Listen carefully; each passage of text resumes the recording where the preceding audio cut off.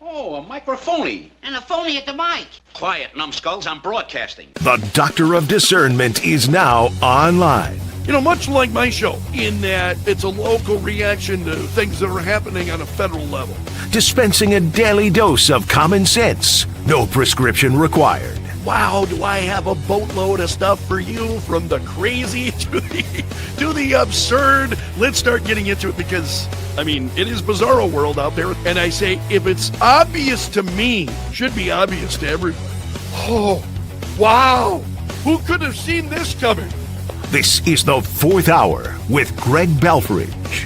Hold on to your butts. Broadcasting from my basement bunker beneath Kettle Radio. Welcome to the Fourth Hour. It is really great to have you along.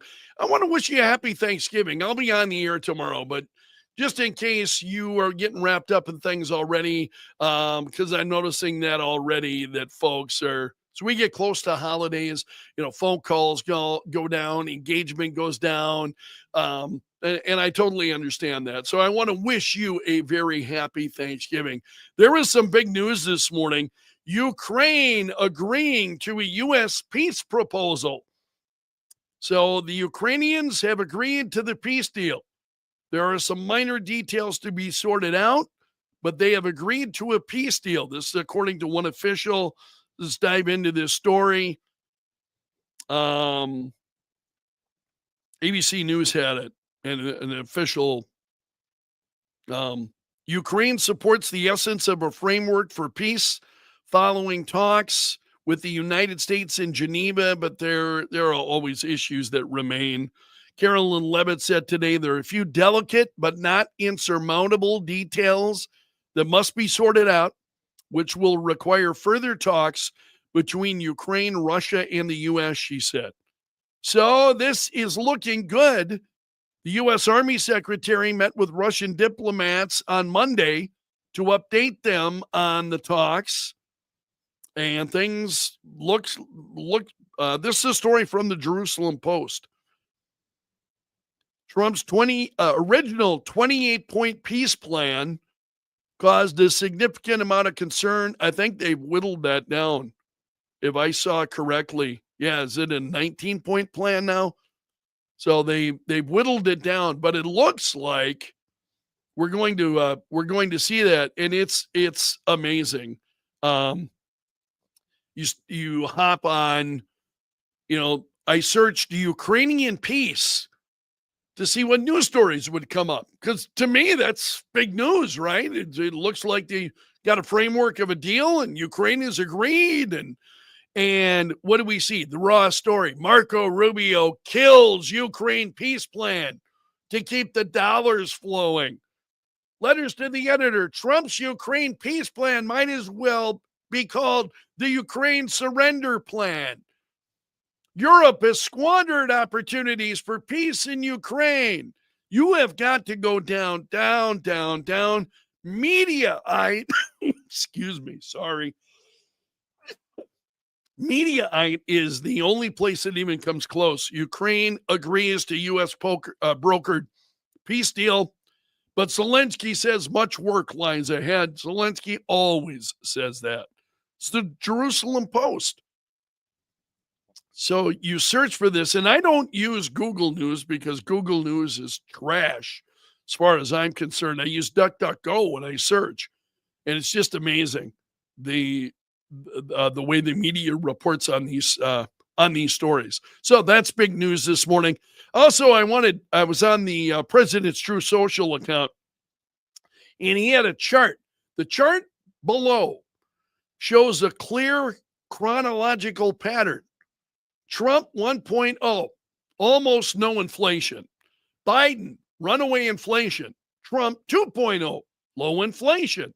Media conclusion, Trump's created an affordability crisis. Yeah. And then when you see the graph, it really, Trump rate, and especially near the end of his first term, boom, inflation just drops. So it takes, even in his first term, it took some time to get a handle on this, right? I think it's one of the things for us to keep in mind during the president's second term. And then it shows just immediate spikes during inflation or during Biden's term, and then down, and then Trump coming in. And, because inflation was so high, now, very, very difficult to get a handle on it. What else did the president had a number of things on True Social that caught my eye. He's after Rand Paul again, Senator Rand Paul. And he's talking about the phone call that he had with President Xi of China, saying we discussed many topics, including Ukraine, Russia, fentanyl, soybeans, and other farm products. We have done a good and very important deal for our great farmers. It will only get better. Our relationship with China is extremely strong, he says. And this is a follow-up to them meeting in Korea a few weeks ago. Oh, he was pointing out Congressman Tim Burchett was great today on Fox and Friends, a classic. His take on Marjorie Trader Brown was 100% perfecto. Way to go. And he wasn't unkind to Marjorie Taylor Greene.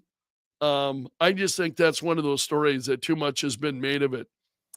So I was scrolling along on X. I just wanted to see what was going on X. So I pop over on X and I'm scrolling down. Elon Musk is on fire this morning, and he's talking about judges. And he's saying he had a number of posts reacting to judges. He said the standard for judges should be the same as any job. If they have a track record of making many terrible decisions, not a few isolated incidents, they should be asked to resign. It's not that complicated. I think a lot of these things shouldn't be complicated, but we have people who work to protect themselves and make it very, very complicated. Also, libs of TikTok. Gavin Newsom spent $450 million in taxpayer dollars for a new 911 system. They just announced they're scrapping it because the design was a total failure. $450 million down the drain. The only thing Newsom excels at is wasting tax dollars on bad projects. Here's Elon Musk again. There must be accountability for judges. He was responding to a Daily Mail story, growing fury at a Chicago judge who freed a career criminal with 72 arrests and is now accused of setting a Christian woman on fire on the plane. Just there, Mark Kelly. There's a lot of stuff here regarding Mark Kelly. Oh, here's what I saw. Scott Jennings. This is what I wanted to share with you. I love Scott Jennings from CNN. So Jennings says, and he shows a chart, 21st century president own party approval. And at this point in term 2, George W. Bush, 78%. Barack Obama, 78%. Donald Trump approval second term, 87%. So among his own party, among Republicans, Donald Trump at 87% approval. And Scott Jennings, he made another great comment.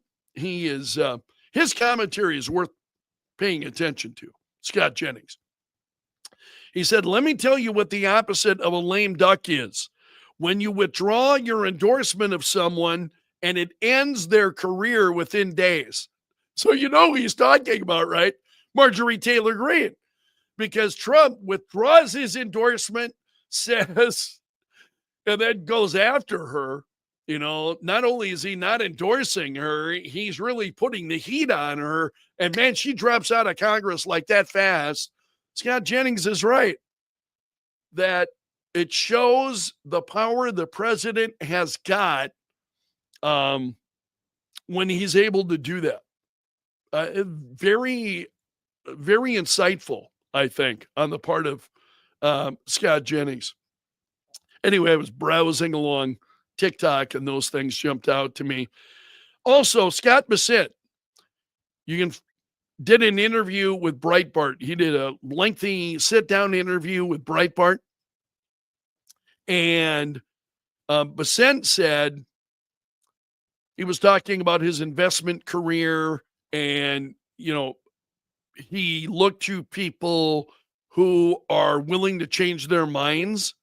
And he saw that in Donald Trump. And he said, policy is personnel. And when I saw what President Trump was doing, one of my biggest single trading game days was the 2016 victory. And he predicted that Trump would become president twice. And he said, I thought I would be a good match to be President Trump's Treasury Secretary or to just be part of his administration. So I went to him almost 3 years ago now and said, sir, I think you're going to win. I think it's going to be transformational. And I would like to be a part of the economics team. And he says, now this is within the last few years, he said he became MAGA a number of years earlier. He said he described attending a Hillary Clinton fundraiser ahead of the 2016 election. He said, I wanted to go and sit in the room and hear what they had to say. And I walked out of that meeting and I said, they're going to lose. That was the best research money I ever spent. So he went in, he listened to Hillary Clinton. And, I felt the same way as I watched those debates, the Trump-Clinton debate and all of that. And I mean, she had loser written. And I thought the same thing. This is why I think so many of us, thought the same thing when we Trump and Joe Biden and the fact that Biden won. I think this is the reason that so many of us still have difficulty with that. But I have come to a point now where I kind of believe that, you know what? I think the right thing happened. I think America needed to go through Joe Biden to understand how brilliant Donald Trump is. Now that's going to chaff some people when I say that. And that really doesn't bother me. But what Donald Trump does and is able to do, I think America really needed to go through Joe Biden to see the depths to which the Democratic Party would descend in order to have Trump come back and really, and again, maybe we would disagree with the order of things that Trump has done, or I don't agree with Trump on everything. I really don't, but I certainly respect him. And I think he's got a lot of power and the ability that he has to move this country forward. His focus on our lives, on Main Street Americans, and what we're paying, and when we go into the grocery store, and when was the last time Donald Trump ever took his vehicle out to get gas? You know what I mean? You and I do all the time. Concerned about the price of gasoline, all of those kinds of things. That, I think, is Donald Trump's success. And we have seen that. I think he's had the second term, maybe is a little bit bumpier, but maybe it's just because the media hates him more. The more success that Donald Trump has, the more they hate him. It's just been absolutely incredible to watch that unfold. I'm going to leave it there for today. I'm going to ask a favor of you. Very, very few of you. For the life of me, I don't understand this. You watch every day, but man, you will not hit the like button. Somebody has got to explain that to me. In the comments section, I welcome your thoughts on it. A lot of you just will not hit the like button. And it's effortless. Man, I'm on Facebook and YouTube. I know how easy it is to hit that. And very, very, very, very few people will hit the like button or respond or comment. I want to pull you in and I want to make you a part of our team. I really appreciate you being here and following what we're doing. I'm really grateful for all of you. If you would just do me a favor and hit the like button or become a subscriber. Our number of YouTube subscribers is up. I'm shooting for 500. I think we were at 488 when I checked just prior to this. So we were at 488.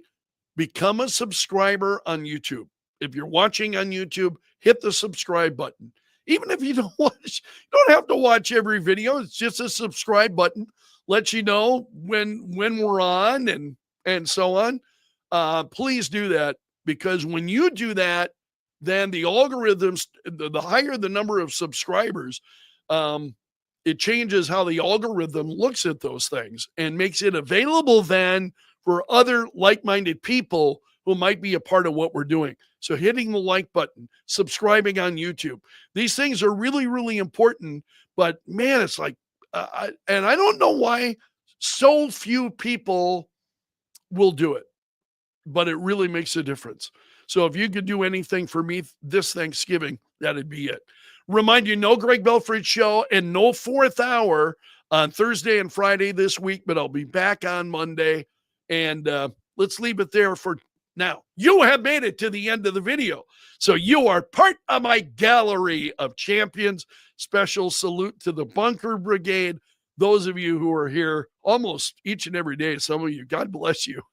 Because I see your comments and I see your names, and I'm just really grateful for all of you.